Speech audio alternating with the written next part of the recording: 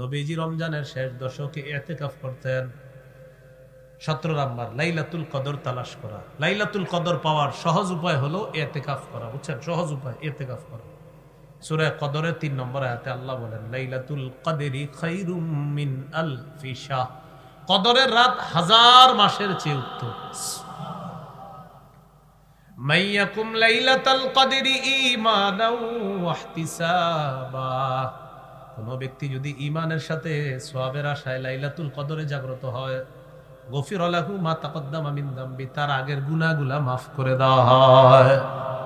এইজন্য 21, 23, 25, 27, 29 এই 5 রাত্রি বেজর রাত্রিতে জাগ্রত হয়ে ইবাদত করবেন।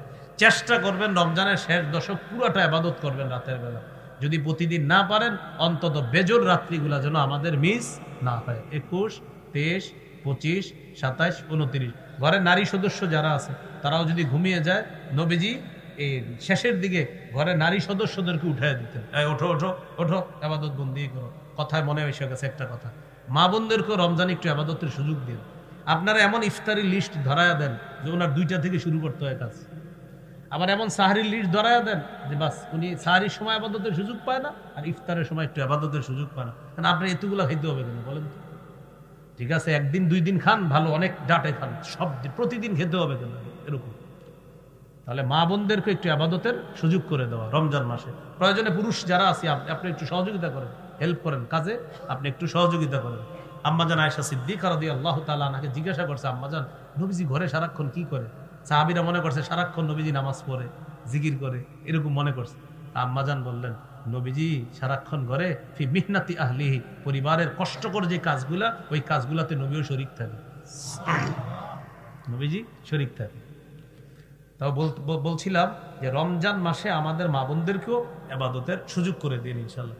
কথার কথা আপনার যে উনি ইবাদত করার ইফতারের সময় আপনি সব ইফতারি রেডি হয়ে গেছে, তো তখনও আপনি এমন এমন কাজের মধ্যে লিপ্ত রাখেন একটু যে আল্লাহর কাছে দোয়া করবে, সুযোগটা নেই। তো ইফতার রেডি, এটা একটু দোয়া করার সুযোগ নেই, বাকি কাজগুলো আপনি একটু বুঝেন তো হয়ে যায়। তাহলে 17 নাম্বার লাইলাতুল কদরে আমরা ইবাদত করব, ঘরের নারী সদস্যদেরকে আমরা ইবাদতে উৎসাহিত করব। আবু দাউদের হাদিস 2325 নম্বর হাদিস, কানা রাসূলুল্লাহ সাল্লাল্লাহু আলাইহি ওয়াসাল্লাম ইয়াতাহাফফাজু মিন শাবান মা লা ইয়াতাহাফফাজু মিন গায়রিহি। রাসূলুল্লাহ সাল্লাল্লাহু আলাইহি সাল্লাম অন্যান্য মাসের চাইতে শাবান মাসের হিসাব খুব গুরুত্ব সহকারে রাখতেন, খুব গুরুত্ব সহকারে শাবান মাস গণনা করতেন। সুম্মা ইয়াসুমু লিরুইয়াতি রমাদান, অতঃপর রমজানের চাঁদ দেখে নবী রোজা রাখতেন। ফাইন গুম্মা আলাইহি ফাদ্দা সালাসিনা ইয়াউমা, আকাশ যদি মেঘাচ্ছন্ন হতো নবী 30 দিন গণনা করতেন। সুম্মা সামা, অতঃপর রোজা রাখতেন।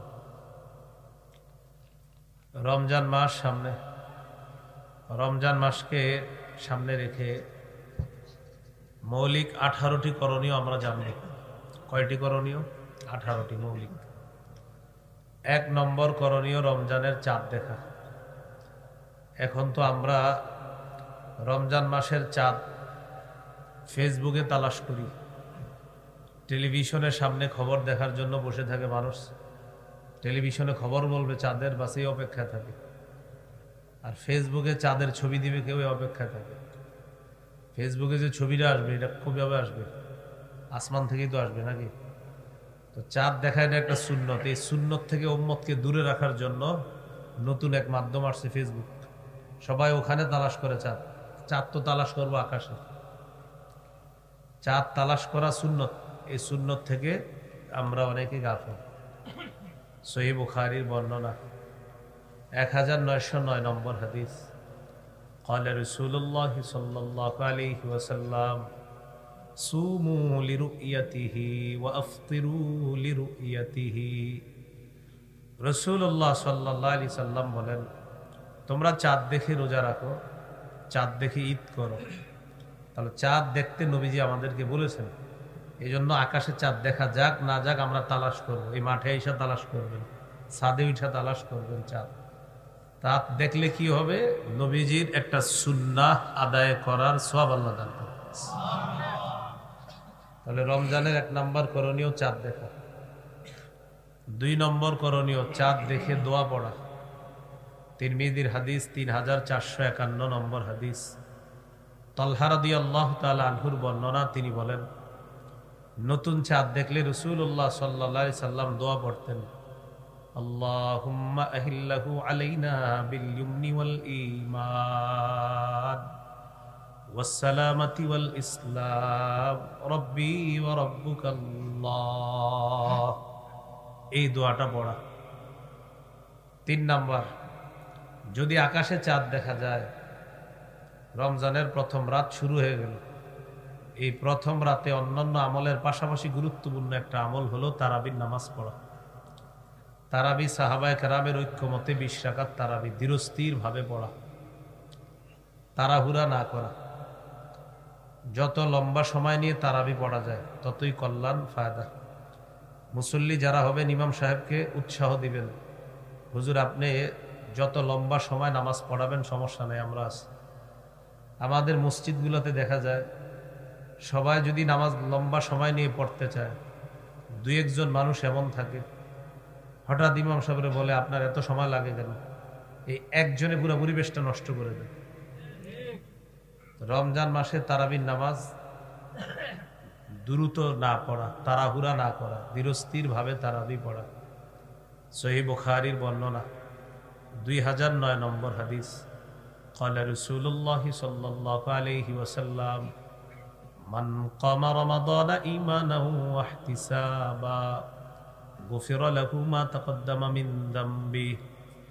যে ব্যক্তি ঈমানের সাথে সওয়াবের আশায় রাতের বেলা, রমজানের রাতের বেলা সালাত আদায় করবে, তারাবি পড়বে, তার আগের গুনাহগুলা মাফ করে দেওয়া হবে। তাহলে রমজান মাসের 3 নাম্বার কাজ, মানে চাঁদ উঠে গেছে, তৃতীয় কাজ তারাবি পড়া। 4 নাম্বার কাজ তারাবির নামাজে কোরআন তেলাওয়াত করা। মা বোনরা ঘরে নামাজ পড়বে যারা, তারাও কোরআন তেলাওয়াত করবে, ধীরস্থির ভাবে ধীরে ধীরে তেলাওয়াত করবে। আর যারা আমরা মসজিদে যাব, ইমাম সাহেব আমাদেরকে তারাবি পড়াবেন, তিনিও ধীরে ধীরে তেলাওয়াত করবে। আল্লাহ তাআলা বলেন, ওয়ারাত্তিলিল কুরআনা তারতিলা। নবী আপনি ধীরে ধীরে কোরআন তেলাওয়াত করেন। তাহলে 4 নাম্বার নামাজে কোরআন তেলাওয়াত করা অথবা নামাজের বাহিরে কোরআন তেলাওয়াত করা। রমজান মাস কোরআন নাজিলের মাস। সূরা বাকারার 185 নম্বর আয়াত, 2 পারা 7 নম্বর পৃষ্ঠা শুরু হয়েছে যে আয়াতের মাধ্যমে আল্লাহ বলেন, শাহরু রমাদানাল্লাযী উনজিলা ফীহিল কুরআন। রমজান মাস যেই মাসে কোরআন নাজিল করা হয়েছে। তাহলে তারাবিতে হোক, তাহাজ্জুদে হোক অথবা বাহিরে হোক কোরআন তেলাওয়াত করা। আল্লাহ আমাদের সকলকে প্রতিনিয়ত তেলাওয়াত করা, বিশেষত রমজানে বেশি তেলাওয়াত করার তৌফিক দান করেন। আমিন। সহিহ বুখারীর বর্ণনা, 1902 নম্বর হাদিস। কানা জিবরিল আলাইহিস সালাতু ওয়াস সালাম ইয়ালকাহু কুল্লা লাইলাতিন মিন রমাদান ওয়া কানা আন-নাবিয়্যু সাল্লাল্লাহু আলাইহি ওয়াসাল্লাম ইয়ারিদুহুল কুরআন। প্রতি রমজানে জিবরিল আমিন রাসূল সাল্লাল্লাহু আলাইহি সাল্লামের সাথে প্রতি রমজানে জিবরিল আমিন নবীজির সাথে প্রতি রাতে সাক্ষাৎ করতেন, প্রতি রাতে। আর আল্লাহ রাসূল জিবরিল আমিনকে প্রতি রাতে কোরআন শোনাতেন। তাহলে কোরআন নাজিলের মাস, কোরআন পড়বো, নামাজে হোক বাহিরে হোক কোরআন পড়া। মুসনাদে আহমদের হাদিস, রাসূলুল্লাহ সাল্লাল্লাহু আলাইহি সাল্লাম বলেন, মা ক্বালা আবদুন ক্বাত্তু ইযা আসাবাহু হাম্মুন আও হাযানুন ওয়া ফি রিওয়ায়াতিন আও হুজনুন। কোন ব্যক্তির জীবনে যদি দুঃখ দুর্দশা আসে, তখন ওই ব্যক্তি যদি এই দোয়াটা পড়ে, আল্লাহুম্মা ইন্নী আবদুকা, আল্লাহ আমি আপনার বান্দা, ওয়াবনু আবদিকা, আপনার বান্দার ছেলে আমি, ওয়াবনু আমাতিকা, আপনার বান্দির ছেলে। আল্লাহ আমি আপনার বান্দা, আপনার বান্দার ছেলে, আপনার বান্দির ছেলে। ভাই আওয়াজ বাড়ান না, মাইক দেন ভাই। কোথায় কই আওয়াজ বাড়ান না, কোথায় মেশিনে গুঁতে দিয়ে না। মেশিন আর মোবাইল পীর সাহেবের কাছে থাকলেও টিপে, কোন জিনিস? মেশিন আর মোবাইলে 2 জিনিস। যে কোনো পীরের কাছেও থাকে, উনিও চিন্তা করবে দেখি না কি আছে। তো যে মানে বৈশা রয়েছে আর কি, একটু গুতাবে, এই কি দরকার, আওয়াজ কমান। হ্যাঁ, তো 4 নাম্বার কোরআন তেলাওয়াত করা, নামাজে হোক নামাজের বাহিরে হোক কোরআন তেলাওয়াত করা।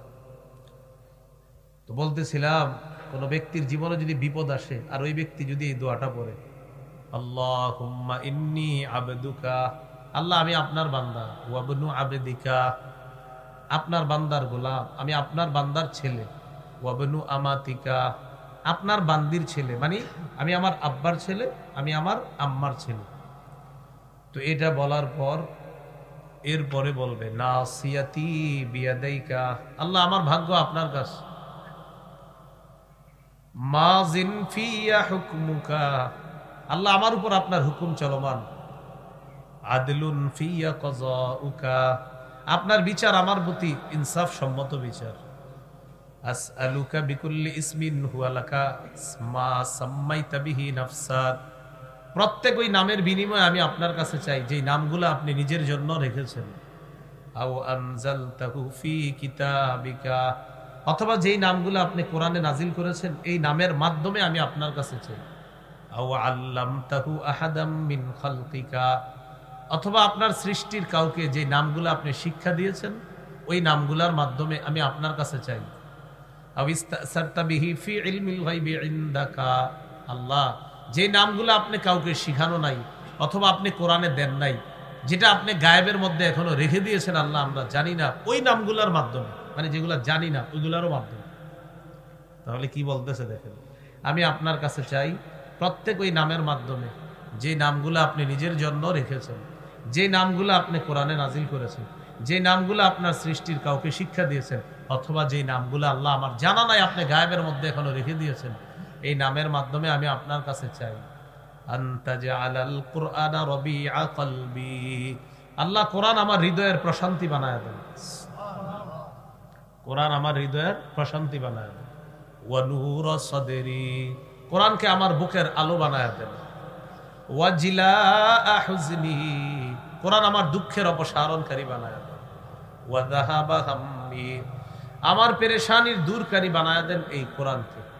তাহলে আমি চারটা আবার বলছি, আল্লাহ কোরআনকে আমার হৃদয়ের প্রশান্তি বানায় দেন, আল্লাহ কোরআনকে আমার বুকের আলো বানায় দেন, আল্লাহ কোরআনকে আমার দুঃখের অপসারণকারী বানায় দেন, আল্লাহ আমার চিন্তা ভাবনার দূরকারী কোরআনকে বানায় দেন।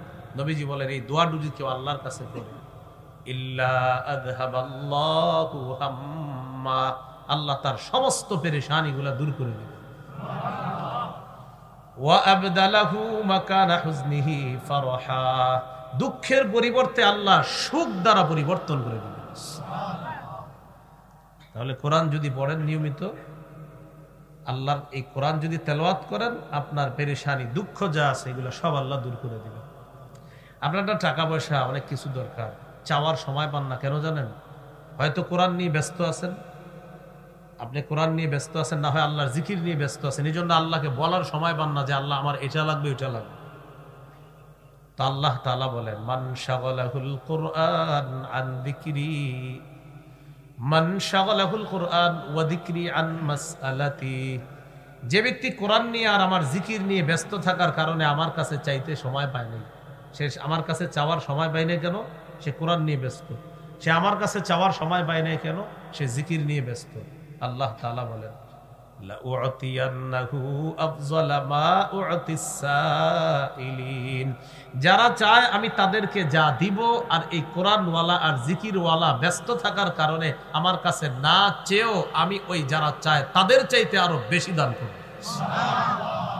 কেন? ও তো আমার নিয়ে ব্যস্ত আছে, কোরআন নিয়ে ব্যস্ত মানে আমাকে নিয়ে ব্যস্ত, জিকির নিয়ে ব্যস্ত মানে আমাকে নিয়ে ব্যস্ত, তো আমি তো ওর চাহিদা পূরণ করবো না, কাটটা করবো। তো বলছিলাম রমজানের 4 নাম্বার কাজ, নামাজেও কোরআন বেশি পড়া, নামাজের বাহিরেও পড়া, আবার রমজান ছাড়াও প্রতিদিন কোরআন পড়া। আমরা তো অনেকে নিয়ম বানায়নি, শুধু রমজানে পড়ি আর 1 বছর কোরআন পড়ি না, ঠিক না কথা?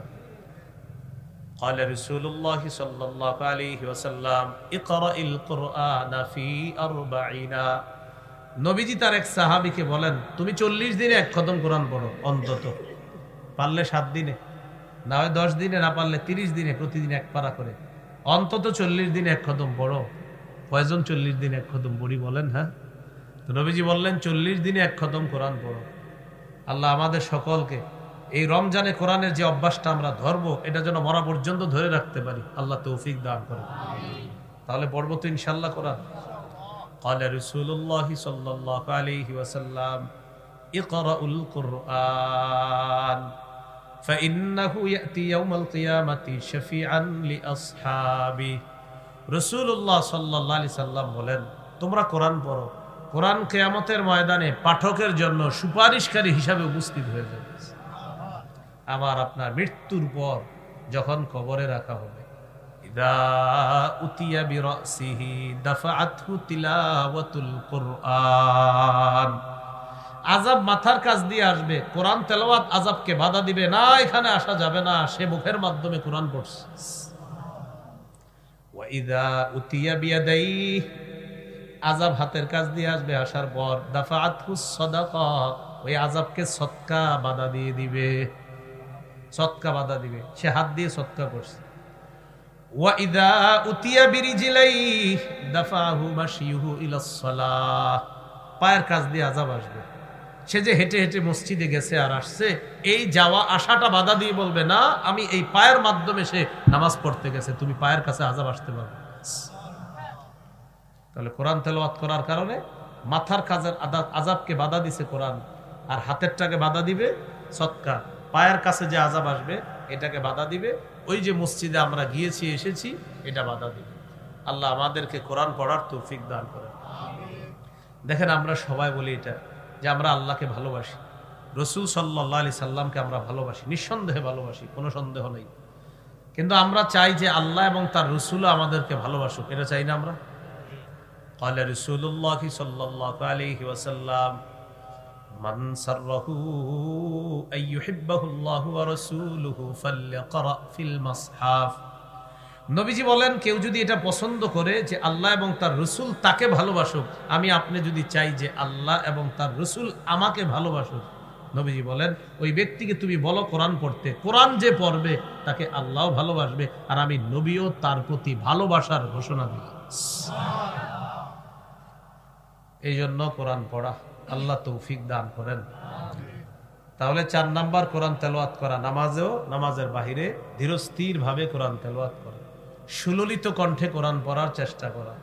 নাসাইর হাদিস 1015 নম্বর হাদিস, قال رسول الله صلى الله عليه وسلم, রাসূলুল্লাহ সাল্লাল্লাহু আলাইহি ওয়াসাল্লাম বলেন, যায়িনুল কুরআনা বিআসওয়াতিকুম, নবীজি বলেন তোমরা কোরআনকে সুন্দর করো তোমাদের আওয়াজের মাধ্যমে, এর মানে সুললিত কণ্ঠে তোমরা কোরআন তেলাওয়াত করো, সুন্দরভাবে তোমরা কোরআন তেলাওয়াত করো। সহিহ বুখারীর বর্ণনা 5047 নম্বর হাদিস, আব্দুল্লাহ ইবনে মুগাফফাল রাদিয়াল্লাহু তাআলা নবীজির একজন সাহাবী, তিনি বলেন, রাআইতু রাসূলুল্লাহি সাল্লাল্লাহু আলাইহি ওয়াসাল্লাম ইয়াকরাউ ওয়া হুয়া আলা নাকাতিহি আও জামালি, আমি রাসূলুল্লাহ সাল্লাল্লাহু আলাইহি সাল্লামকে দেখলাম তিনি ওটের উপরে বসা, ওয়াহিয়া তাসিরু বিহি, ওট আল্লাহ নবীকে নিয়ে চলতেছে, নবীজি ওটের উপরে বসা, ওট রাসূল সাল্লাল্লাহু আলাইহি সাল্লামকে নিয়ে ওট চলতেছে, ওটের উপর নবী বসা আর ওট নবীজিকে নিয়ে চলতেছে। তো সাহাবী বলেন, যখন দেখলাম ওট নবীকে নিয়ে চলতেছে, আমি নবীকে সূরাতুল ফাতহি তেলাওয়াত করতে শুনলাম, ওটের উপরে চলমান অবস্থায় নবী সূরাতুল ফাতহি তেলাওয়াত করতেছে। সূরাতুল ফাতহি হলো 26 নম্বর পারা 10 নম্বর পৃষ্ঠায় যে সূরাটা, মক্কা বিজয়কে কেন্দ্র করে আল্লাহ যে সূরাটা নাজিল করছেন, এই সূরাটাকে বলা হয় সূরাতুল ফাতহি বা বিজয়ের সূরা। তো নবীজি এই সূরাটা তেলাওয়াত করতেছেন, তো তিনি বলেন, আমি দেখলাম নবীজি যখন তেলাওয়াত করতেছেন স্পন্দন সৃষ্টি করে, ওয়া হুয়া ইউরাজ্জিউ, ছন্দময় করে অসাধারণ কণ্ঠে আল্লাহ রাসূল সূরাতুল ফাতহি তেলাওয়াত করতেছেন। মক্কার ইমাম সাহেব শেখ আব্দুর রহমান আস-সুদাইস, তিনি যখন তেলাওয়াত করে আমাদের তখন মনে হয় কি তিনি আরো বড়ুক, এত ভালো লাগে। আমাদের বাংলাদেশের হাফেজ সালে আহমদ তাকরিম, আরো যে ছেলেগুলা কোরআন তেলাওয়াত যখন করে তখন আমাদের কি মনে হয় যে ওরা আরো পড়ুক, এত তাড়াতাড়ি শেষ করলো কেন? কারণ ভালো লাগে। এই যুগের মানুষের কোরআন তেলাওয়াত যদি এত ভালো লাগে, যার উপরে আল্লাহ কোরআন নাজিল করেছেন তার তেলাওয়াত কত সুন্দর। আল্লাহ আমাদেরকে সুললিত কণ্ঠে সুন্দরভাবে বিশুদ্ধ উচ্চারণে কোরআন শিখা পড়ার তৌফিক দান করেন। তিরমিজির হাদিস 2909 নম্বর হাদিস, قال رسول الله صلى الله عليه وسلم خيركم من تعلم القرآن وعلمه রাসূলুল্লাহ সাল্লাল্লাহু আলাইহি সাল্লাম বলেন, তোমাদের মধ্যে সর্বোত্তম ওই ব্যক্তি যে কোরআন শিখে অন্যকে শিখায়। তিরমিজির 2910 নম্বর হাদিস। قال رسول الله صلى الله عليه وسلم من قرأ حرفا من كتاب الله فله به حسنة والحسنة بعشر أمثالها। নবীজি বলেন, কোরআনের একটা অক্ষর যদি কেউ পড়ে সাথে সাথে তার আমলনামায় 10টা নেকি লিপিবদ্ধ হয়ে যায়। কোরআনের এক অক্ষরে 10 নেকি। এই ফজিলত না হয় 500 মাহফিলে শুনছেন না? এক অক্ষরে কয় নেকি? এটা আগে শুনছেন না? পড়া শুরু করছেন কয়জন? কোরআনের এক অক্ষরে পড়লে 10 নেকি, এটা শুনছেন না? আরো আগে সুবহানাল্লাহ পড়ছেন, কিন্তু পড়া ধরছেন কয়জন? তাহলে দেখেন, এই এলাকারও এমন আছে লোক যারা 50-60টা মাহফিল হয় আশেপাশে, যারা প্রত্যেক মাহফিলে গিয়ে কোরআনের এক অক্ষরে 10 নেকি আর সুবহানাল্লাহ পড়ছে, কিন্তু এখনো পর্যন্ত কোরআনটা খুইলা পড়েনি। তাহলে আমরা সুবহানাল্লাহ পড়ি কিন্তু আমল করি না। যেমন আলোচক বক্তা যিনি, উনি বয়ানের মধ্যে বলতেছে, নবীজি বলেছেন, মান সাল্লাল ইশা ফি জামাআ ফাকান্নামা কামা নিসফাল লাইল। কেউ যদি এশার নামাজ জামাতে পড়ে, পড়ার পর যদি সে ঘুমায়ও যায়, তাকে অর্ধেক রাত ইবাদতের সওয়াব আল্লাহ দিয়ে দেন। ওয়া মান সাল্লাল গাদাতা ফি জামাআ ফাকান্নামা সাল্লাল লাইলা কুল্লাহ। কেউ যদি ফজরের নামাজ জামাতে পড়ে, সে কেমন যেন সারা রাত নামাজ পড়ে কাটায় দিচ্ছে। এখন আপনি সুবহানাল্লাহ পড়ছেন কিন্তু ফজর শুরু করছেন না। এই যে আপনি সুবহানাল্লাহ বললেন, যে এশা জামাতে বললে অর্ধেক রাত ইবাদতের সওয়াব। আল্লাহ মাফ করেন, আমি সন্দেহ করি না এই জায়গায় যারা আছে সবাই এশা পড়ছে কিনা, এটাও তো একটা মুশকিল বিষয়। অথচ সুবহানাল্লাহ সবাই পড়ছে। যে এশা পইরা ঘুমায় গেল, অর্ধেক রাত ইবাদতের সওয়াব, সুবহানাল্লাহ পড়লাম। আবার হুজুর বললেন, ভাই ফজর কেউ যদি জামাতে পড়ে, নবী বলেছেন পুরা রাত ইবাদতের সওয়াব, সুবহানাল্লাহ পড়ছে। আবার আগামীকাল সকাল 10টার দিকে চা স্টোরের সামনে বসে বলতেছে, বেটা ফজর জামাতে পড়লে সারা রাত ইবাদতের সওয়াব। আপনি পড়ছেন না সেটা বলেন, না আজকে তো পড়িনি।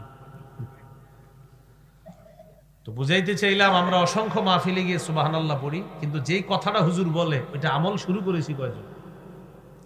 আল্লাহ আমাদের সকলকে কথাগুলা বুঝে শুনে আমল করার তৌফিক দান করেন। তো বলছিলাম 4 নাম্বার, কোরআন তেলাওয়াত করা। কোরআন তেলাওয়াত এক অক্ষরে 10টা নেকি। তো এটা তখনই আমার আপনার ওয়াজটা কাজ হবে যখন আমি 10 নেকি সরাসরি পড়ে অর্জন করব। আল্লাহ আমাদের সকলকে তৌফিক দান করেন। কোরআনের কিছু আয়াত আছে, এই আয়াতের মধ্যে মাঝে মাঝে থামা, এটাও সুন্নাত। আযাব সম্বলিত আয়াত বারবার দুহরিয়ে পড়া, এটা ভালো। সূরা মাইদার 118 নম্বর আয়াত, এটা পড়তে পড়তে রাসূল সাল্লাল্লাহু আলাইহি সাল্লাম পুরো রাত শেষ করে দিয়েছে, ফজর পর্যন্ত এক আয়াত পড়ছে। সূরা মাইদার 118 নম্বর আয়াত, ইবনে মাজার 1350 নম্বর হাদিস। আবু যর গিফারি রাদিয়াল্লাহু তাআলা আনহুর বর্ণনা, তিনি বলেন, রাসূলুল্লাহ সাল্লাল্লাহু আলাইহি সাল্লাম তাহাজ্জুদ নামাজে দাঁড়িয়েছে। তো তাহাজ্জুদ নামাজে দাঁড়ানোর পর সূরা মাইদা তেলাওয়াত করতেছে।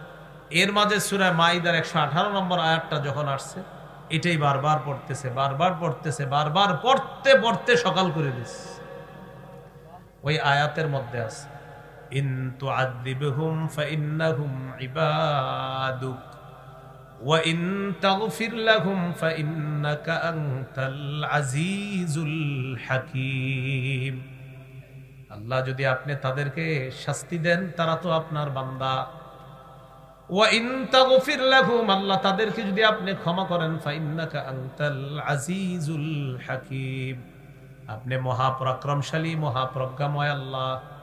যদি তাদেরকে আপনি শাস্তি দেন, তারা আপনার বান্দা, আর যদি তাদেরকে আপনি ক্ষমা করেন, আপনি মহাপরাক্রমশালী মহাপ্রজ্ঞাময়। আয়াতের বিষয়বস্তুর সম্পর্ক হলো ঈসা নবীর সাথে। ঈসা নবী এই আয়াতের বিষয়বস্তুর সাথে সম্পর্ক। আল্লাহ তাআলাকে ঈসা নবী বলবে, আল্লাহ আমার উম্মত যারা, তাদেরকে যদি আপনি শাস্তি দেন, তারা তো আপনার বান্দা, আর যদি তাদেরকে আপনি ক্ষমা করেন, আপনি মহাপরাক্রমশালী মহাপ্রজ্ঞাময় আল্লাহ। শাস্তি যদি দেন, তারা আপনার বান্দা, আর যদি তাদেরকে ক্ষমা করেন, আপনি মহাপরাক্রমশালী, মহাপ্রজ্ঞাময়, আপনি ক্ষমা করতে পারেন। এটা ঈসা নবী আল্লাহকে বললেন। আমাদের নবী টেনশনে পড়ে গেলেন, আমার তো উম্মত অসংখ্য অগণিত উম্মত, তাদের কি অবস্থা হবে। এই কথা চিন্তা করে রাসূল সাল্লাল্লাহু আলাইহি সাল্লাম এই আয়াতটা বারবার পড়তে পড়তে সারা রাত শেষ করে দিয়েছেন। এই হলো 4 নাম্বার, কোরআন তেলাওয়াত করা রমজানে, নামাজেও তেলাওয়াত করা, নামাজের বাহিরেও তেলাওয়াত করা। 5 নাম্বার, তাহাজ্জুদ নামাজ পড়া। সাহরির সময় উঠে 8 রাকাত তাহাজ্জুদ পড়বেন। 8 রাকাত তাহাজ্জুদ পড়া রাসূল সাল্লাল্লাহু আলাইহি সাল্লামের 12 মাসের সুন্নত। তারাবি পড়া এটা হলো রমজানের আমল, আর তাহাজ্জুদ পড়া এটা 12 মাসের আমল।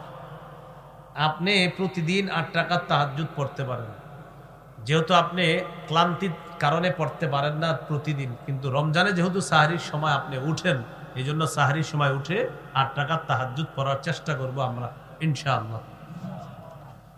তাহাজ্জুদ নামাজের অসংখ্য অগণিত উপকারিতার মধ্যে একটা উপকার হলো, নিয়মিত যারা তাহাজ্জুদ পড়তে পারবে তাদের ঘরে ভরপুর বরকত আল্লাহ দান করবে। তিরমিজির 2616 নম্বর হাদিস, রাসূলুল্লাহ সাল্লাল্লাহু আলাইহি সাল্লাম বলেন, আলা আদুল্লুকা আলা আবওয়াবিল খাইর, আমি কি তোমাকে কল্যাণের দরজা সমূহের কথা বলবো না? কল্যাণের দরজা 3টি। 1 নাম্বার আস-সাওমু জুন্নাহ, কল্যাণের 1 নাম্বার দরজা হলো রোজা। 2 নাম্বার ওয়াস-সাদাকাতু, সদকা করা কল্যাণের দরজা। সদকা এমন একটা ইবাদত, তুতফিউল খাতিআতা কামা ইউতফিউল মাউন নার। সদকা মানুষের গুনাহগুলো এমন ভাবে ধুয়ে মুছে সাফ করে দেয়, পানি যেমন আগুনকে নিভিয়ে দেয়, সদকা তেমন মানুষের গুনাহগুলোকে মিটিয়ে দেয়। 3 নাম্বার ওয়াসালাতুর রাজুলি মিন জাওফিল লাইল, রাতের বেলা তাহাজ্জুদ নামাজ পড়া। তাহলে 1 নাম্বার রোজা রাখা, 2 নাম্বার সদকা করা, 3 নাম্বার তাহাজ্জুদ নামাজ পড়া। তাহলে রমজানের 3 নাম্বার আমল হলো তারাবি পড়া, 4 নাম্বার কোরআন তেলাওয়াত করা, 5 নাম্বার তাহাজ্জুদ পড়া। সাহরির সময় উঠে 8 রাকাত তাহাজ্জুদ পড়ার চেষ্টা করা। আল্লাহ তৌফিক দান করেন। 6 নাম্বার, তাহাজ্জুদ পড়ার পরে সাহরি খাবেন, রোজা রাখার জন্য সাহরি খাবেন। এখন সাহরি খাওয়ার আগেও তাহাজ্জুদ পড়তে পারবেন, আর সাহরি খাওয়ার পরে যদি দেখেন এখনো সময় আছে, তখন আপনি তাহাজ্জুদ নামাজ পড়তে পারবেন। সাহরি খাবেন। অনেকে কি করে সাহরি খায় না, কেন খায় না? পালোয়ানগিরি দেখাবে, মানুষকে বলবে আমি না খেয়ে রোজা রাখছি। সহিহ বুখারীর বর্ণনা 1921 নম্বর হাদিস, যায়েদ ইবনে সাবিত রাদিয়াল্লাহু তাআলা আনহুর বর্ণনা, তিনি বলেন, তাসাহহারনা মা রাসূলিল্লাহি সাল্লাল্লাহু আলাইহি ওয়াসাল্লাম, আমরা রাসূলুল্লাহ সাল্লাল্লাহু আলাইহি সাল্লামের সাথে সাহরি খেয়েছি। নবীজি সাহাবীদেরকে এইভাবে ডেকেছেন, হালুম্মু ইলাল গাদাইল মুবারাক, আসো তোমরা বরকতপূর্ণ খাদ্যে অংশগ্রহণ করো, তোমরাও সাহরি খাও। বুখারীর 1923 নম্বর হাদিস, ক্বালা রাসূলুল্লাহ সাল্লাল্লাহু আলাইহি ওয়াসাল্লাম, তাসাহহারু ফাইন্না ফিস সাহুরি বারাকাতান, নবীজি বলেন তোমরা সাহরি খাও, সাহরির মধ্যে ভরপুর বরকত রয়েছে। সাহরির মধ্যে খেজুর খাবেন, খেজুর, ইলিশ মাছ, গরুর গোশত, মুরগি যাই খান, পাশাপাশি খেজুর খাবেন। ক্বালা রাসূলুল্লাহ সাল্লাল্লাহু আলাইহি ওয়াসাল্লাম, নি'মা সাহুরুল মুমিনি আত-তাম, নবীজি বলেন সাহরিতে খেজুর খাওয়া এটা মুমিনের কতই না উত্তম খাদ্য। সাহরির সময় খেজুর খাওয়া, খেজুর শুধু সাহরিতে খাবেন এমন না, 12 মাস খেজুর খাবেন। প্রতিদিন সকালবেলা অন্তত 60টা খেজুর খাওয়া প্রতিটা মুসলমান যারা আমরা, আমাদের উচিত। কয়টা? 60টা খেজুর সকালবেলা খালি পেটে খেয়ে ফেলবেন 60টা। যদি 60টা আজওয়া খেজুর খেতে পারেন, বুখারীর বর্ণনা, লাম ইয়াদুররুহু সুম্মুন, বিষও আপনার ক্ষতি করবে না। আবার বিষ খায়েন না, খেজুর খাওয়ার পর আপনি বিষ খেয়ে ট্রাই করবেন, বিষয়টা এমন না। তো 60টা খেজুর খাওয়া নিয়মিত। বাচ্চাদেরকে খেজুর খাওয়ানোর চেষ্টা করেন, তেঁতুলের আচার না কিনে দিয়ে খেজুর কিনে দিবেন। খেজুর, খেজুরে মেধা বাড়ে, খাওয়ায় তেঁতুল, তেঁতুলে মেধা কমে। গর্ভবতী নারীকে খেজুর খাওয়াবেন, এরা টক খাইতে চায়, টক খাওয়াবেন না, টকে তার মেধাও কমে, আর তার গর্ভস্থিত সন্তান যেটা ওইটারও মেধা কমে। খাওয়াবেন খেজুর। মারিয়ামের পেটে ঈসা নবী আসছে, ঈসা আলাইহিস সালাম যখন তার পেটে আসছে, আল্লাহ বলে দিলেন, ফাকুলি ওয়াশরাবি ওয়া ক্বাররি আইনা, মারিয়ামকে আল্লাহ বললেন তুমি খাও, তুমি পান করো। এখন দেখেন মারিয়ামকে আল্লাহ বললেন তুমি খাও, কি খাইতে বললেন? খেজুর খাও। খেজুর গাছের নিচে আল্লাহ বসায়া দিলেন। খেজুর গাছের নিচে বসিয়ে দিলেন, সামনে ঝর্ণা। জিবরিল আমিন জানায়া দিলেন, খাইতে মন চাইলে খেজুর খাবা, আর পানির পিপাসা লাগলে ঝর্ণার পানি পান করবা। তাফসিরের কিতাবে আসছে, উপরে তাকায়া দেখে গাছে খেজুর নাই, খেজুর তো নাই। জিবরিল আমিন জানায়া দিলেন, খেজুর নাই, সমস্যা কি, আল্লাহর নাম নিয়ে ঝাড়া দিবা, খেজুর পড়বে। যে আল্লাহ বাবা ছাড়া সন্তান দিতে পারে, আল্লাহ গাছে খেজুর না থাকলেও খেজুর দিতে পারে। এখন এটা বলা উদ্দেশ্য না আপনাদেরকে, আমার মূল উদ্দেশ্য যেটা, মারিয়ামের জন্য আল্লাহ এত খাবার রেখে খেজুর কেন নির্ধারণ করলেন।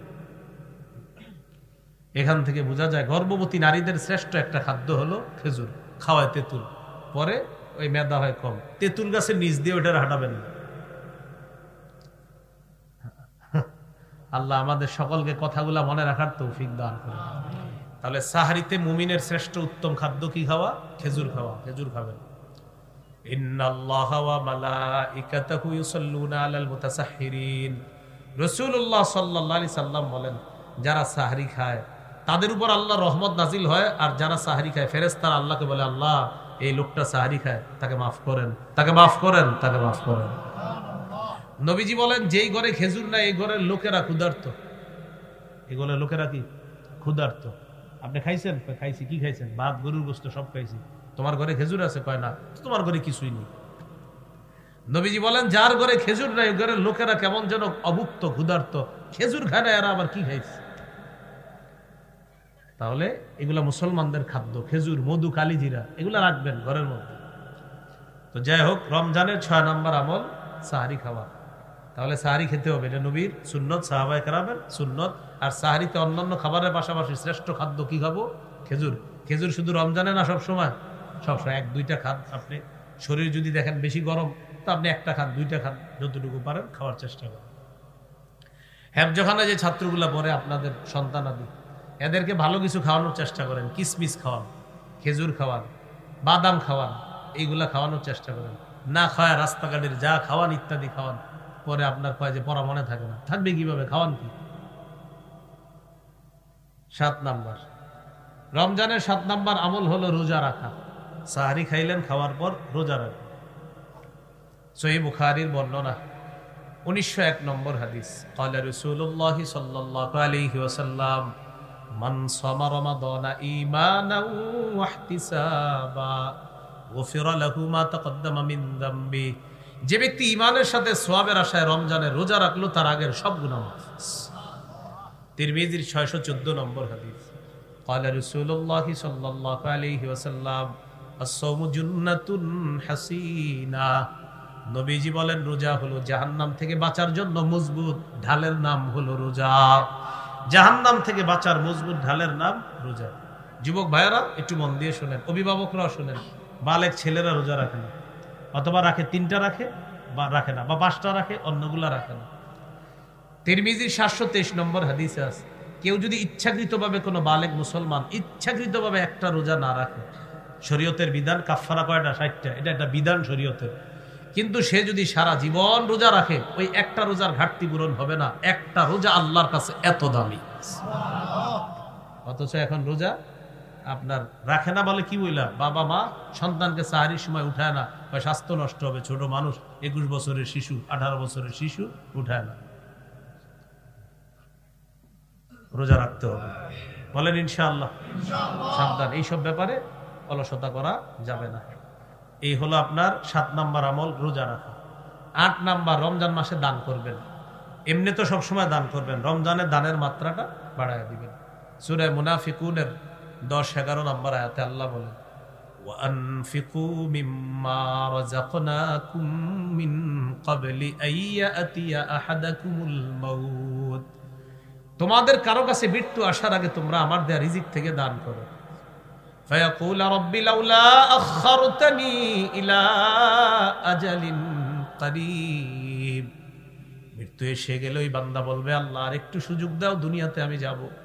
আল্লাহ বলবেন কেন? ওই ব্যক্তি বলবে, ফাআসসাদদাক, আমি দান সদকা করব, ওয়া আকুম মিনাস সালিহিন, আমি নেক কাজ করব, ভালো মানুষ হয়ে যাব।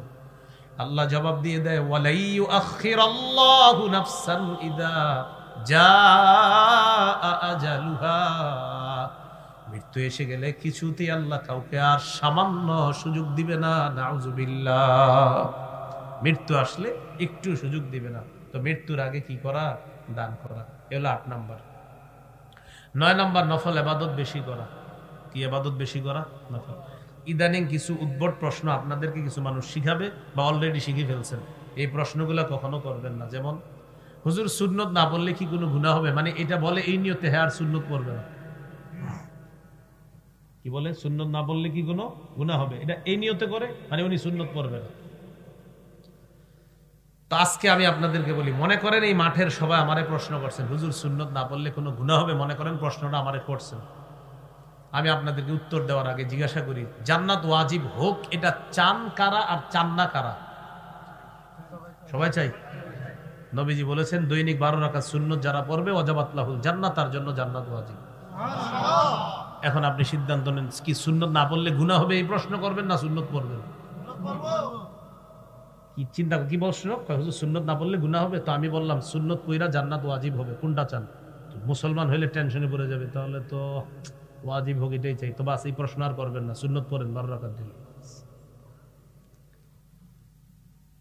আবু দাউদের হাদিস 864 নম্বর হাদিস। রাসূলুল্লাহ সাল্লাল্লাহু আলাইহি সাল্লাম বলেন, ইন্না আউওয়ালা মা ইউহাসাবুন নাসু বিহি ইয়াউমাল কিয়ামাহ মিন আমালিহিম আস-সালাহ। কিয়ামতের ময়দানে মানুষের হিসাবের মধ্যে সর্বপ্রথম হিসাব হবে, আমলের যে হিসাবটা হবে এটা হবে নামাজের হিসাব। নামাজের হিসাবের মধ্যে যখন দেখা যাবে ফাইন কানাত তাম্মা কুতিবাত লাহু তাম্মা, আল্লাহ তাআলা ফেরেশতাদেরকে বলবেন তার ফরজের হিসাবগুলোর কি অবস্থা একটু দেখো। ফেরেশতারা ফরজ আমলগুলো দেখে বলবে আল্লাহ পরিপূর্ণ আছে। আল্লাহ বলবে সওয়াবটাও পরিপূর্ণ লিখে দাও। ওয়া ইন কানা ইনতাকাসা মিনহা শাইআ, ফরজের মধ্যে ফেরেশতারা দেখবে ঘাটতি আছে, অনেক ঘাটতি আছে। আসরের নামাজ সময় মতো পড়ে নাই, মাগরিব সময় মতো পড়ে নাই, এশা সময় মতো পড়ে নাই, অথবা মাঝে মাঝে কোনো উক্ত দুই উক্ত নামাজ মিস করে ফেলেছে, অথবা নামাজ পড়লে অলসতাবশত পড়ছে। যেমন আসরের নামাজ ম্যাক্সিমাম মানুষ অলসতা করে, সূর্যটা হলুদ বানায় পরে গিয়ে নামাজটা পড়ে। মা বোনরা পাতিলে আপনার রান্না বসায়, রান্না বসানোর পর দেখে ভাত সিদ্ধ হবে কখন, সিদ্ধ হইলে আসর পড়বে।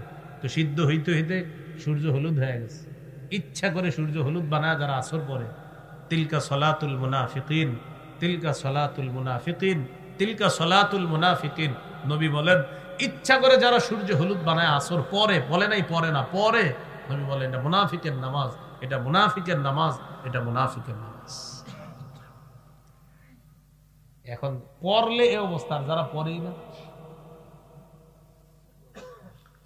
তাহলে মুসলমান ভাইয়েরা আমরা কি শিখলাম? তো ফরজ নামাজে অনেক সময় ঘাটতি হয়ে যায়। তো ফেরেশতাদেরকে আল্লাহ বলবে নফলগুলো একটু খোঁজ করো তো কি অবস্থা। তো ফেরেশতারা বলবে আল্লাহ নফল আছে, ভালোই নফল আছে, পড়ছে, রমজানে কিছু নফল বাড়ায় পড়ছে, রমজান মাস বোনাস দিছিলেন আপনি, নফল অনেক পড়ছে আল্লাহ। তো আল্লাহ বলবেন আতিম্মু ফারিয়াদাতাহু মিন তাতাব্বুইহি, তার নফলের মাধ্যমে ফরজের ঘাটতি পূরণ করে দাও। তাহলে নফল ইবাদত বাড়িয়ে দেওয়া। 10 নাম্বার, নেকির কাজ যত বেশি পারেন করবেন। সূরা তাগাবুনের 9 নম্বর আয়াতে আল্লাহ বলেন, ওয়ামাইয়ুমিন বিল্লাহ ওয়া ইয়ামাল সালিহা, যে ব্যক্তি আল্লাহকে বিশ্বাস করে আর নেকির কাজ করে, ইউকাফির আনহু সাইয়্যাতি, আল্লাহ তার আগের সবগুলা গুনাহ মাফ করে দেয়। ওয়া ইউদখিলহু জান্নাতিন তাজরি মিন তাহতিহাল আনহারু খালিদিনা ফিহা আবাদা, আল্লাহ তাকে এমন জান্নাতে প্রবেশ করাবেন যার তলদেশ দিয়ে নহরসমূহ প্রবাহিত হবে, সেথায় তারা চিরকাল থাকবে। যালিকাল ফাউজুল আযীম, আল্লাহ বলেন এটাই মহান সফলতা। নেকির কাজ বেশি বেশি করা, যারা আল্লাহর সাক্ষাৎ কামনা করি 2টা কাজ বেশি বেশি করতে হবে। এর মধ্যে একটা হলো নেকির কাজ বেশি করা, 2 নাম্বার শিরিক মুক্ত ইবাদত করা। সূরা কাহফের সর্বশেষ আয়াত 110 নম্বর আয়াত, 16 পারা 4 নম্বর পৃষ্ঠা আল্লাহ তাআলা বলেন, ফামান কানা ইয়ারজু লিকা রাব্বিহি ফালইআমাল আমালান সালিহা, যে ব্যক্তি তার রবের সাক্ষাৎ কামনা করে সেজন্য নেক কাজ করে। ওয়ালা ইউশরিক বিইবাদাতি রাব্বিহি আহাদা, সে তার রবের ইবাদতে যেন কাউকে শরীক না করে। আল্লাহ আমাদেরকে এই রমজানে বেশি বেশি নেকির কাজ, আর এই নেকির কাজটা করব, পাশাপাশি সব সময় যেন নেকির কাজের অভ্যাসটা ধরে রাখতে পারি। আল্লাহ তৌফিক দান। 11 নম্বর, দোয়া করা। রমজানে বেশি বেশি দোয়া করবেন। এখন তো আমরা দোয়া করা ভুলে গেছি সবাই। কেন ভুলে গেছি জানেন? সবাই খালি এখন মাসালা জিগায়, হুজুর দোয়া কি এইভাবে করব না ওইভাবে, আগে না পরে, উপরে না নিচে, এরকম প্রশ্ন করতে করতে কিছু মানুষ আছে জিজ্ঞাসা করেন গত 2 বছর সে দোয়াই করে নাই, শুধু এই টেনশনে কখন করব। কি করে নাই? দোয়াই করে নাই। কারণ উনি শুধু টেনশন যে আমি দোয়াটা আসলে কেমনে করব, বাঁকা হয়ে না সোজা হয়ে, উপরে না নিচে, ডানে না বামে, এই টেনশনে উনি দোয়াই করে না।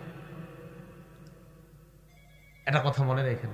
যাদের দোয়া করার অভ্যাস, যারা বেশি বেশি আল্লাহর কাছে চাওয়ার অভ্যাস হয়ে যাবে, আসমানের খাজানা তাদের জন্য খুলে দেওয়া হবে। যত বেশি দোয়া করতে হবে। আল্লাহ তাআলা বলেন, ক্বালা রাব্বুকুম উদউনি আস্তাজিব লাকুম, তোমাদের রব বলেন তোমরা আমাকে ডাকো, আমি তোমাদের ডাকে সাড়া দেই। হাত যদি উঠায় দোয়া করেন তাহলে এই জায়গায় রাখতে হবে হাত, বুক পরিমাণ। 1488 আবু দাউদের হাদিস, এখানে হাত রাখতে হবে, কায়মনো বাক্যে আল্লাহর কাছে বলতে হবে, যেন আপনাকে ভিখারি মনে হয়। উপরে উঠানো যাবে, কিন্তু আমরা দোয়ার সময় এমন অভিনয় করি যে মনে হচ্ছে তামাশা করতেছি। দোয়ার সময় পিঠা বানায়, দেশ গ্রামে একটা পিঠা আছে না, এইভাবে বানায়, এরকম করে দোয়াতে হাত উঠে। আবার দাড়ি খোঁচায়, এই তুইও হাত তোর ওটা, মানে এটা একটা কেমন যেন একটা গুরুত্বহীন কাজ। নাউজুবিল্লাহ। আপনি আল্লাহর কাছে কথা বলবেন এখন, সেইখানে আপনি কি করতেছেন? হাত এমন করতেছেন, দাড়ি খুঁটতেছেন, আপনি চুল খুঁটতেছেন, পাঞ্জাবি ঠিক করে, জামা ঠিক করে, হাত উঠে আবার ফোনে কথা কয়। হ্যাঁ হ্যাঁ, ওই হুজুর মুনাজাত দিছে, তাড়াতাড়ি। কই? না না, মুনাজাত শেষ হয়ে যাবে তাড়াতাড়ি। আচ্ছা ঠিক আছে, আমি মুনাজাতটা শেষ করে আইতেছি। মানে এটা কোনো, আরে আপনি আল্লাহর সাথে কথা বলতেছেন তো, আপনি এমন করতেছেন কেন? আপনি না আল্লাহর সাথে কথা বলতেছেন, তো আপনি এমন করতেছেন কেন? কথাগুলা কি সত্য? দোয়ার সময় দেখবেন মানে একদম কি করে না করে, এরকম না করা, কায়মনো বাক্যে আমি ভিখারি, আমি কাঙ্গাল, এরকম করা। দুটি কথা মনে রাখবেন, মাখলুকের কাছে যত চায় মাখলুক রাগ হয়ে যায়, আর খালেকের কাছে না চাইলে খালেক রাগ হয়। মাল্লাম ইয়াসআলিল্লাহ ইয়াগদাব আলাইহি, যে আল্লাহর কাছে চায় না আল্লাহ তার উপর রাগ করে, মানুষের কাছে চাইলে রাগ করে। উনি আমারে 5-6 বার ডাক দেখে আমি চিন্তা যাবো, এতবার ডাকেন কেন? আল্লাহ বলে আমারে না ডাকলে আমি রাগ করি, তুই আমারে ডাকস না কেন? তুই আমারে ডাকস না কেন? কিন্তু বিশ্বাস করেন আপনারা, আমারে ডাক দেন না, 5 বার ডাক দিবেন, 6 বারের সময় রাগ হয়ে যায়, এতবার ডাকেন কেন? আল্লাহ কয় তুমি আমারে ডাকো না কেন? আমরা ডাকলে রাগ হই, আল্লাহ না ডাকলে রাগ করে। তো 11 নাম্বার দোয়া করা, বেশি বেশি 2টা দোয়া করা রমজানে। সবাই একবার করে নেই, বলেন আল্লাহুম্মা ইন্নী আসআলুকাল জান্নাহ ওয়া আউযু বিকা মিনান নার। হে আল্লাহ, আমি আপনার কাছে জান্নাত চাই, জাহান্নাম থেকে পানাহ চাই। এই 2টি দোয়া আমরা বেশি বেশি করব ইনশাআল্লাহ। 12 নাম্বার, জিকির করা। 4টি জিকির আল্লাহর কাছে সবচেয়ে পছন্দের 4টি বাক্য, এই 4টি বাক্য দিয়ে আমরা জিকির করব। ক্বালা রাসূলুল্লাহ সাল্লাল্লাহু আলাইহি ওয়াসাল্লাম আহাব্বুল কালামি ইলাল্লাহি আরবাউন। নবীজি বলেন আল্লাহর কাছে সবচেয়ে পছন্দের বাক্য হলো 4টি। 1 নাম্বার সুবহানাল্লাহ, আলহামদুলিল্লাহ, লা ইলাহা ইল্লাল্লাহ, আল্লাহু আকবার। এই 4টি জিকির আমরা বেশি বেশি করব। এর মধ্যে আপনি লা ইলাহা ইল্লাল্লাহর জিকির যেটা, এটাও সদা সর্বদা করতে পারেন। মা বোনরা রান্না করতেছেন, তা আপনি টেনশন করতেছেন, রান্নার সময় ঠোঁট না লাগানো ছাড়া জিকির করা দরকার। ঠোঁট লাগাইলে এটাও একটা কষ্ট, রমজানে যদি মনে করেন, তো ঠোঁট লাগানো ছাড়া একটা জিকির আছে, সেই জিকিরটা কি আপনারা করেন, দেখবেন ঠোঁট লাগবে না। লা ইলাহা ইল্লাল্লাহ করেন, হ্যাঁ, এবার ট্রাই করে দেখেন ঠোঁট লাগেনি। লা ইলাহা ইল্লাল্লাহ, লা ইলাহা ইল্লাল্লাহ, ঠোঁট লাগে? কষ্ট নেই, ঠোঁট লাগে না। লা ইলাহা ইল্লাল্লাহ, ঠোঁট লাগে না। হ্যাঁ, ট্রাই করে দেখবেন, লা ইলাহা ইল্লাল্লাহ, ঠোঁট লাগে না। হাদিসে আসছে, তিরমিজি 3592 নম্বর হাদিস। একবার যদি ইখলাসের সাথে কেউ লা ইলাহা ইল্লাল্লাহ পড়ে, ইল্লা ফুতিহাত লাহু আবওয়াবুস সামাই হাত্তা তুফজিয়া ইলাল আরশ, আসমানের সবগুলা দরজা খুলে দেওয়া হয় তার লা ইলাহা ইল্লাল্লাহ যেন আরশ পর্যন্ত পৌঁছে যায়। তো আপনি মা বোনরা রান্না করতেছে, রান্না করার সময় বলে দেন লা ইলাহা ইল্লাল্লাহ পড়তে থাকো, তুমি রান্না করতেছো বলো। তো আমরা রমজানের এই মাসগুলা ইবাদতের মাধ্যমে, এইভাবে জিকিরের মাধ্যমে কাটানোর চেষ্টা করবো ইনশাআল্লাহ। 13 নাম্বার, সারাদিন রোজা রাখলেন, রাখার পর ইফতার করবেন। 14 নাম্বার, ইফতার করাবেন। 13 নাম্বার, ইফতার করা। 14 ইফতার করানো। যেখানে ইফতার করানো অনেক ফজিলতের কাজ। অনেক সময় কি হয়, আমরা প্রতিবেশী ধনী থাকলে ইফতার করাইতে চাই না, যে ধনী মানুষ কি খাওয়াবো না, ধনী মানুষকেও আপনি ইফতার পাঠাবেন বা ওনারে দাওয়াত দিবেন আপনার বাসায়। কেন? রোজাদারকে ইফতার করানোর ফজিলত থেকে আপনি বঞ্চিত হবেন না। তাহলে গরিবদেরকেও ইফতার খাওয়াবেন, আর আপনার প্রতিবেশী যদি ধনীও হয় তার জন্য পাঠাবেন, উনিও আপনার জন্য পাঠাবে। এটা হলো মহব্বত, ভালোবাসা, আর ইফতার করানোর ফজিলত কামাই করার জন্য। তাহলে 13 নাম্বার ইফতার করা, 14 নাম্বার ইফতার করানো। 15 নাম্বার, ইফতারের সময় দোয়া করা। তিরমিজির 3598 নম্বর হাদিস। হাদিসটি শোনানোর আগে আমি আপনাদেরকে একটু বলি, কাল কল্পনার জগতে আপনারা নিয়ে আসেন। রমজানে আর কল্পনা লাগবে না, সরাসরি মনে করেন সামনে আলুর চপ, বেগুনি, শরবত, মালটা, আপেল, কমলা সব আছে। এই মুহূর্তে খিদাটা একটু পরে 5 মিনিট পরে ইফতার, কি মন চায়? খাইতে মন চায় না? কিন্তু খাই না কেন? কার হুকুম নাই? এই দেখেন সব সামনে আছে, ডিলিশিয়াস খাদ্য, লোভনীয় খাদ্য, খাই না কেন? আমার রবের হুকুম আসে না, তাই খাই না। তাহলে রব কতটা খুশি হয় দেখো, আমার বান্দা সব খানা নিয়ে সামনে বসা, ও খায় না, ও আমারে ভয় পায় তাই খায় না। আমি একটু পরে ওরে হুকুম করব, তখন খাবে। তো ওই সময় আল্লাহর সাথে আপনার রব সম্পর্কটা কতটা মজবুত হলে আপনি তখন রবের হুকুম অমান্য করে খান না, সম্পর্ক কতটা মজবুত, ওই টাইমে দোয়া করবেন কবুল। ইফতারের সময় দোয়া কবুল, ইফতারের সময় দোয়া করবেন। তিরমিজি 3598 নম্বর হাদিস। قال رسول الله صلى الله عليه وسلم ثلاثة لا ترد دعوتهم, 3 ব্যক্তির দোয়া ফিরিয়ে দেওয়া হয় না।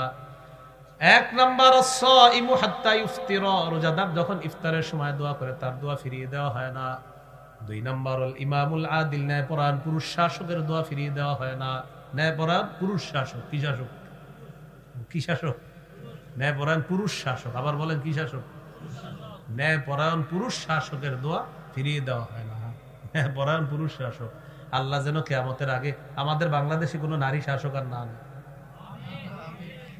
রাসূল সাল্লাল্লাহু আলাইহি সাল্লাম বলেন, লা ইউফলিহা কওমুন ওয়াল্লাহু আমরুহুম ইমরাআতান, ওই জাতি কিছুতেই সফল হবে না যে জাতি তাদের নেতৃত্বে কোনো নারীকে বসায়। এই জন্য আল্লাহর কাছে দোয়া করা, আল্লাহ আমাদের দেশে একজন ন্যায়পরায়ণ পুরুষ শাসক আপনি দিয়ে দেন। হ্যাঁ, ন্যায়পরায়ণ পুরুষ শাসক। এরপরে যদি কারো মনে হয় না হুজুর আমরা নারী শাসক চাই, আপনি একটা পোস্টার বানাবেন, আগামীতে নারী শাসক দেখতে চাই, হাদিসের ভাষ্য অনুযায়ী সারা জীবন হতভাগা থাকতে চাই, এরকম লিখে নেন। যদি বলে নারী শাসক দেখতে চান তো লিখে দিয়ে নিচে আমি হতভাগা থাকতে চাই। এই যে আপনার কেউ কিছু বলবে না, কারণ আপনি নিজেই সিদ্ধান্ত নিয়েছেন আপনি পুরা কবল থাকবেন, হতভাগা থাকবেন। আপনি চান আপনার ভাগ্য যেন পরিবর্তন না হয়, এটা তো আপনি নিজেই চান। তাহলে 1 নাম্বার রোজাদারের দোয়া, 2 নাম্বার ন্যায়পরায়ণ পুরুষ শাসকের দোয়া ফিরিয়ে দেওয়া হয় না। 3 নাম্বার ওয়া দাওয়াতুল মাজলুম, মাজলুমের দোয়া ফিরিয়ে দেওয়া হয় না। 16 নাম্বার রমজানের শেষ দশকে ইতিকাফ করা। বুখারীর বর্ণনা 2033 নম্বর হাদিস। কানা রাসূলুল্লাহ সাল্লাল্লাহু আলাইহি ওয়াসাল্লাম ইয়াতাকিফু ফিল আশরিল আওয়াখির মিন রমাদান, নবীজি রমজানের শেষ দশকে ইতিকাফ করতেন। 17 নাম্বার লাইলাতুল কদর তালাশ করা। লাইলাতুল কদর পাওয়ার সহজ উপায় হলো ইতিকাফ করা, বুঝছেন? সহজ উপায় ইতিকাফ করা। সূরা কদরের 3 নম্বর আয়াতে আল্লাহ বলেন, লাইলাতুল কদরি খায়রুম মিন আলফি শাহ, কদরের রাত 1000 মাসের চেয়ে উত্তম। মাইয়াকুম লাইলাতুল কদরি ঈমানাও ওয়া ইহতিসাবা, কোন ব্যক্তি যদি ঈমানের সাথে সওয়াবের আশায় লাইলাতুল কদরে জাগ্রত হয়, গফির লাহু মা তাকদ্দামা মিন যামবি, তার আগের গুনাহগুলো maaf করে দেওয়া হয়। এইজন্য 21, 23, 25, 27, 29 এই 5 রাত্রি বেজর রাত্রিতে জাগ্রত হয়ে ইবাদত করবেন। চেষ্টা করবেন রমজানের শেষ দশক পুরোটা ইবাদত করবেন রাতের বেলা। যদি প্রতিদিন না পারেন অন্তত বেজর রাত্রিগুলা যেন আমাদের মিস না হয়। 21, 23, 25, 27, 29 ঘরে নারী সদস্য যারা আছে তারাও যদি ঘুমিয়ে যায়, নবীজি এই শেষের দিকে ঘরে নারী সদস্যদেরকে উঠায় দিতেন, ওঠো ওঠো ওঠো, আবাদত বন্দি করো। কথায় মনে এসে গেছে একটা কথা, মা বোনদেরকেও রমজান একটু আবাদতের সুযোগ দিন। আপনারা এমন ইফতারি লিস্ট ধরায়া দেন যে ওনার 2টা থেকে শুরু করতে হয় কাজ, আবার এমন সাহারির লিস্ট ধরায়া দেন যে বাস উনি সাহারির সময় আবাদতের সুযোগ পায় না আর ইফতারের সময় একটু আবাদতের সুযোগ পায় না। কারণ আপনি এতগুলো খাইতে হবে কেন বলেন তো? ঠিক আছে, 1 দিন 2 দিন খান ভালো, অনেক ডাটে খান, সব প্রতিদিন খেতে হবে কেন এরকম? তাহলে মা বোনদেরকে একটু আবাদতের সুযোগ করে দেওয়া রমজান মাসে। প্রয়োজনে পুরুষ যারা আছে আপনি একটু সহযোগিতা করেন, হেল্প করেন কাজে, আপনি একটু সহযোগিতা করেন। আম্মাজান আয়েশা সিদ্দিকা রাদিয়াল্লাহু তাআলা আনহাকে জিজ্ঞাসা করছে, আম্মাজান নবীজি ঘরে সারাক্ষণ কি করে? সাহাবীরা মনে করছে সারাক্ষণ নবীজি নামাজ পড়ে জিকির করে, এরকম মনে করছে। আম্মাজান বললেন, নবীজি সারাক্ষণ ঘরে ফি মিহনাতি আহলিহি, পরিবারের কষ্টকর যে কাজগুলা ওই কাজগুলাতে নবীও শরীক থাকে, নবীজি শরীক থাকে। তাও বলছিলাম যে রমজান মাসে আমাদের মা বোনদেরকেও ইবাদতের সুযোগ করে দিন ইনশাআল্লাহ। কথার কথা আপনার যে উনি ইবাদত করার ইফতারের সময় আপনি সব ইফতারি রেডি হয়ে গেছে, তো তখনও আপনি এমন এমন কাজের মধ্যে লিপ্ত রাখেন একটু যে আল্লাহর কাছে দোয়া করবে, সুযোগটা নাই। তো ইফতার রেডি, এটা একটু দোয়া করার সুযোগ নেই, বাকি কাজগুলো আপনি একটু বুঝেন তো হয়ে যায়। তাহলে 17 নাম্বার লাইলাতুল কদরে আমরা ইবাদত করব, ঘরের নারী সদস্যদেরকে আমরা ইবাদতে উৎসাহিত করব। 18 নাম্বার সদকাতুল ফিতির আদায় করা। এটা এলাকার ওলামায়ে কেরাম আছে যারা পাশের দাওরা হাদিস মাদ্রাসা 2-3টা আছে রাস্তার ওই পাশে, এই পাশে ওলামায়ে কেরামের সাথে পরামর্শ করে আপনারা এই বছর সদকাতুল ফিতির কত হয় এটা জেনে তারপর সদকাতুল ফিতিরটা আদায় করে দিবেন। এই হলো রমজানের মৌলিক 18টি করণীয় বললাম। গুরুত্বপূর্ণ অংশ 6টি বর্জনীয়। কয়টি? এটা বেশি গুরুত্বপূর্ণ। 1 নাম্বার ঝগড়া বর্জন করা। সহিহ বুখারীর 1904 নম্বর হাদিস, রাসূল সাল্লাল্লাহু আলাইহি সাল্লাম বলেন, ইজা কানা ইয়াউমু সাওমি আহাদিকুম ফালা ইয়ারফুস ওয়ালা ইয়াসখাব, তোমাদের কেউ যখন রোজা অবস্থায় থাকবা সেজন্য অশ্লীল কথা না বলে, সেজন্য বাদানুবাদ না করে। ফাইন সাব্বাহু আহাদুন আও কাতালা, কেউ যদি রোজাদারের সাথে ঝগড়া করে, লড়াই করে, তখন ওই ব্যক্তি বলবে ইন্নী সাইম, আমি রোজাদার। বুখারী অন্য বর্ণনায় আসছে 2 বার বলবে আমি রোজাদার। তাহলে এই রমজানে আমাদের সাথে কেউ ঝগড়া করতে আসলে আমরা 2 বার বলবো আমি রোজাদার, আমি রোজাদার। কয়বার বলবো? 2 বার। কেউ যদি ঝগড়া করে বাস ভাই আমি রোজাদার, আমি রোজাদার, এই 2 বার বলে দিবেন। তাহলে 1 নাম্বার। 2 নাম্বার অনর্থক কথা পরিহার করা। অনর্থক কথা কাকে বলে? একটু তাকান আমার দিকে। অনর্থক কথা কাকে বলে? এটা কি পাঞ্জাবি বলেন? আসলে পাঞ্জাবি? আসলে তো এটা তো পাঞ্জাবি, মানে ফাও কথা বলে। এই যে পাঞ্জাবি, তুই তো পাঞ্জাবি, মানে হুদাই জিজ্ঞাসা করতেছিস, অনর্থক কথা। এটা হলো কি কথা? অনর্থক কথা। এটা হ্যান্ড টিস্যু, তো এটা তো টিস্যুই, বারবার কইতে মানে এটা টিস্যুর উপরে কেন্দ্র করে 50টা কথা বলছে, অনর্থক কথা। তো এই অনর্থক কথা বর্জন করা 2 নাম্বার। সহিহ বুখারীর 2477 নম্বর হাদিসের বর্ণনা, রাসূলুল্লাহ সাল্লাল্লাহু আলাইহি সাল্লাম বলেন, ইন্নাল্লাহা কারিহা লাকুম সালাসা, আল্লাহ তোমাদের জন্য 3টি বিষয় অপছন্দ করেছেন। 1 নাম্বার কিলা ওয়া কল, অনর্থক কথা বলা আল্লাহ পছন্দ করেছেন। 2 নাম্বার ওয়া ইদাআতাল মাল, সম্পদ অযথা নষ্ট করা আল্লাহ পছন্দ করেছেন। 3 নাম্বার ওয়া কাসরাতাস সুআল, অনর্থক প্রশ্ন করা আল্লাহ পছন্দ করেছেন। ওই যে ওনারে পাঞ্জাবি নিয়ে 3টা প্রশ্ন করছে, আর তো পাঞ্জাবি প্রশ্ন করছি 3-4টা, অনর্থক প্রশ্ন করা আল্লাহ পছন্দ করেছেন। এই হলো 2 নাম্বার, অনর্থক কথা বলা যাবে না। 3 নাম্বার মিথ্যা কথা পরিহার করা। একটু আমার সাথে বলেন, মিথ্যা হলো সমস্ত পাপের আম্মা, সমস্ত পাপের মা কি? মিথ্যা কথা বলা। সহিহ বুখারীর বর্ণনা 1903 নম্বর হাদিস, রাসূল সাল্লাল্লাহু আলাইহি সাল্লাম বলেন, মাল্লাম ইয়াদা কাওলা যুরি ওয়াল আমালা বিহি ফালাইসা লিল্লাহি হাজাতুন ফি আইয়াদা তাআমা ওয়া শারাবা। যে ব্যক্তি রোজা রেখা মিথ্যা ছাড়তে পারলো না, সে যে খানা খাইলো না সারাদিন। আপনি রোজাদার, সারাদিন খান নাই, পান করেন নাই, নবীজি বলেন তোমার না খাওয়া আর না পান করার মধ্যে আল্লাহর কাছে কোনো গুরুত্ব নাই, আর তুমি মিথ্যা কথা বলো, মিথ্যা ছাড়তে পারো নাই। ভাই জুতা কত? ঈদের সিজন 1200 টাকা, 1150 দিই, আল্লাহর কসম 1140 করে কিনা। কত করে কিনা? যাই হোক, হইতে পারে 1140, যদি 1140 হয় তাহলে সত্য কথা, কিন্তু আপনি খোঁজ নিয়ে দেখলেন 500 করে কিনা, তাহলে 640 মিথ্যা কথা। বাকি 640 কি হলো? মিথ্যা কথা। বুখারীর বর্ণনা আসছে, কিয়ামতের ময়দানে 5 জন দাগী আসামির একজন হবে যে মিথ্যা শপথ করে পণ্য বিক্রি করে। মিথ্যা শপথ করে যে পণ্য বিক্রি করে, মিথ্যা কথা বলে, 5 জন দাগী আসামির একজন হবে এই মিথ্যা কথা জীবন। তাহলে মিথ্যা পরিহার করা, এটা 3 নাম্বার। 4 নাম্বার গীবত পরিহার করা। এটারও একটা বাংলা বলি সুন্দর, যদি পারেন কেউ লেমনিটিং করে ঘরে টানায় রাখবেন। বলেন যে আমল ধ্বংসের নীরব ঘাতক গীবত। আবার আমল ধ্বংসের নীরব ঘাতক গীবত। মানে আপনি বুঝতে পারবেন না আমি আর উনি বসে বসে কথা বলতেছি, আমার জানাও নাই যে আমার আমলগুলো আরেকজন আমি দিয়ে দিতেছি। আমি ওনার সাথে বসে একজনের গীবত করতেছি, তো যার গীবত করতেছি আমি তো মাশাআল্লাহ ওনার সাথে বসে বসে গীবত করতেছি আর তাহাজ্জুদ নামাজের ফিরিস্তি শোনাইতেছি, কিন্তু আমার এই সব আমল নামা অন্যদিকে চলে যাচ্ছে। তাহলে আমল ধ্বংসের নীরব ঘাতক গীবত, এই জন্য গীবত করা যাবে না। এলো 4 নাম্বার। হ্যাঁ, আমল ধ্বংসের নীরব ঘাতক গীবত করা যাবে না, এটা হলো আপনার 4 নাম্বার। 5 নাম্বার লৌকিকতা পরিহার করা। ও আচ্ছা, একটু গুরুত্বপূর্ণ কথা, 4টা, প্রথম 4টা, আরো 2টা বলতেছি আমি। ঝগড়া করি কি দিয়ে? আচ্ছা, অনর্থক কথা বলি কি দিয়ে? মিথ্যা বলি কি দিয়ে? গীবত করি কি দিয়ে? হাদিসে আসছে তিরমিজির 2616 নম্বর হাদিস, হাল ইয়াকুব্বুন নাসা ফিন নারি আলা ওয়ুজুহিহিম আও আলা মানাখিরিহিম ইল্লা হাসাইদু আলসিনাতিহিম। বেশিরভাগ মানুষ জাহান্নামে যাবে মাথাটা নিচে পাগুলা উপরের দিকে দিয়ে, তাদেরকে জাহান্নামে নিক্ষেপ করা হবে শুধু জিহ্বার অপরাধের কারণে। তাহলে আজকে গুরুত্বপূর্ণ কথা শিখলাম, মিথ্যা বলি জিহ্বা দিয়ে, অনর্থক কথা বলি জিহ্বা দিয়ে, ঝগড়া করি জিহ্বা দিয়ে, গীবত করি জিহ্বা দিয়ে, আর জিহ্বা বেশিরভাগ মানুষকে জাহান্নামে নিবে। তাই আমরা আজকে থেকে প্র্যাকটিস করব যে আমরা জিহ্বা নিয়ন্ত্রণ করব। এই রমজানে আমাদের এই জিহ্বা দিয়ে আমরা কারো কোনো গীবত করব না, মিথ্যা বলবো না, অনর্থক কথা করব না, আমরা ঝগড়া করব না ইনশাআল্লাহ। 5 নাম্বার লৌকিকতা বর্জন করা। আমরা সিয়াম পালন করি কার জন্য? ইফতার কার জন্য? সাহারি কার জন্য? বাস আল্লাহর জন্য সব করা। কাউকে ইফতার খাওয়াবো কার জন্য? কম খাওয়াই, একটা খেজুরও যদি খাওয়াই কার জন্য? আবার ভরপুর ইফতার খাওয়াবো কার জন্য? বাস সব আল্লাহর জন্য হবে, মানুষকে দেখানোর জন্য হবে না।